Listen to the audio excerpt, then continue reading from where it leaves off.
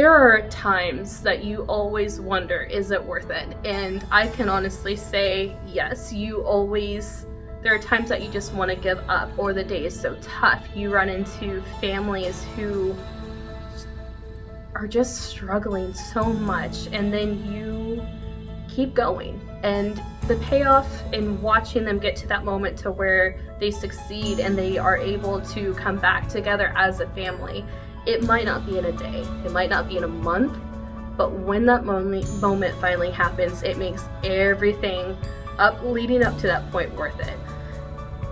You go through a ton of tough times, and they are trying times, and there are moments you go home and you cry and you're just like, is it worth it? But every day you keep coming back, because those moments when you are able to help families come back together, that's what makes it worth it.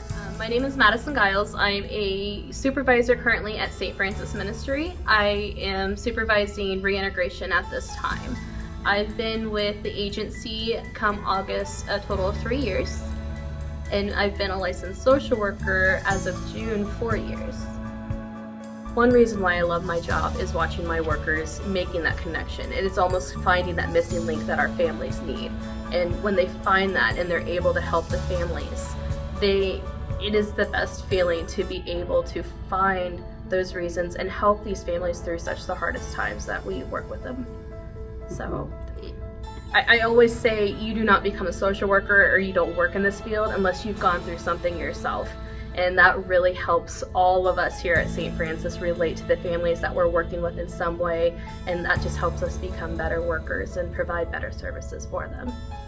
So reintegration is when we receive a referral from DCF and we are working with the child and the family to get the child back home. We always want to try to get the family home. We are really always hoping that we don't have to find alternative permanencies, but I love reintegration. Before I came from St. Francis, I worked at DCF on the investigation side, and so I always like to tell people I'm almost finishing my story. I was great at my work at DCF, and I'm very proud to have met those social workers who've made me into the social worker I am today, but I feel reintegration, I really get to finish my story. We get to work more with the families, and we are through the hardest times with them on every step of the way, whether it is helping them get with mental health services, maybe we are doing drug and alcohol services with them, whatever the family needs. This is where we're really down in the nitty-gritty and helping them through those moments. One way that I have changed is I never stop learning in this field. I am always growing, always learning. It is not the same thing every day. We don't have a cookie cutter job. So I see myself grow. I see myself taking steps back and looking and going, what could I have done better? What can I do better next time? Is there something else that we need to do differently? So it's always changing, and I'm changing every day. One thing I love about St. Francis is you are not alone. The office I work with, my co-supervisor, Lisa Miller, she has been a colleague to me currently. She's my partner, but she's also been a huge inspiration. From the moment I started with St. Francis, she helped guide me and become a better social worker. When I stepped into the supervisor role, she's still right there by my side. And I can honestly say in our office that we are able to help each other, and you are never alone. And that's one thing that I love about St. Francis is regardless of what department you are, what office, you have somebody there to help. Coming over here before meeting with you, I was with a child of ours in the state's custody. He was just having a tough day, telling me he was a horrible person. He just didn't want to live anymore. And you are in a lot of those situations, whether it's reintegration, if you're in the PRTF, you are with these children who have gone through so much trauma.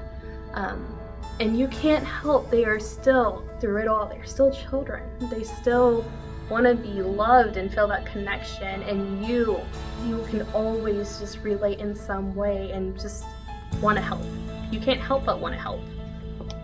Some people, I've heard that question a lot. I questioned that before coming into child welfare. I can honestly say you don't really understand child welfare until you worked in it. but I think you just do. I think it takes a special kind of person, and you learn real quickly if you can succeed in this field, or if it might not just be best for you. But there are so many people out there that not only want to help people, but they're able to help, and it's those few that continue to be with our agency. I hope I can continue to grow and watch my workers under me excel and go so much further than myself.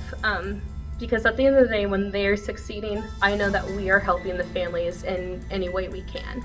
And so it's always my hope and to continue to grow with this agency that we never stop growing, that we never stop helping and improving ourselves, because we all see things that we want to improve on, whether it's personally, whether it's professionally. And when you're doing both of those things, the sky's the limit. I wish people could understand that child welfare, it's just not gonna fit in a box. It's not gonna be black or white. It's a gray area. It's never the same. You can't just follow a textbook and the answer is there. You have to be willing to be flexible. You have to be willing to rearrange your schedules on when your whole day gets disrupted by a crisis. You have to just be willing to take it one step at a time and keep going. Some of the behaviors that we see with children, it comes from each of their own stories. I'd like to say and share that they each are very similar, but in the reality, each of them have their own. And the trauma that they can come from, whether it's abuse, whether it's neglect, whether it's a mixture of all of it, they all have their own stories. And I think that's the beautiful thing with the social workers and the people that we have in our agency is we have to recognize those and work with each of their stories that these children are sharing with us each day, whether that be them having a conversation like you and I today, or whether it's them yelling at us and us looking behind it going, where is this coming from? There's always a story, and it's just nice to be able to be a part of their stories and help them through it. So work at Salina's Kenwood Cove Water Park here, and so I see a lot of the youth that we still work with to this day, but I've also seen children that I've worked with through my time as a case manager. And a lot of the times it's not hearing, "Hi, Miss Maddie," it's me just being bombarded with hugs and them coming up to me. It's the best feeling seeing where they are now and how much they've grown. I've seen families that I've worked with for over a year, and they are just doing wonderful at home, and that makes it even better. I don't think you can really describe in words what that feels like.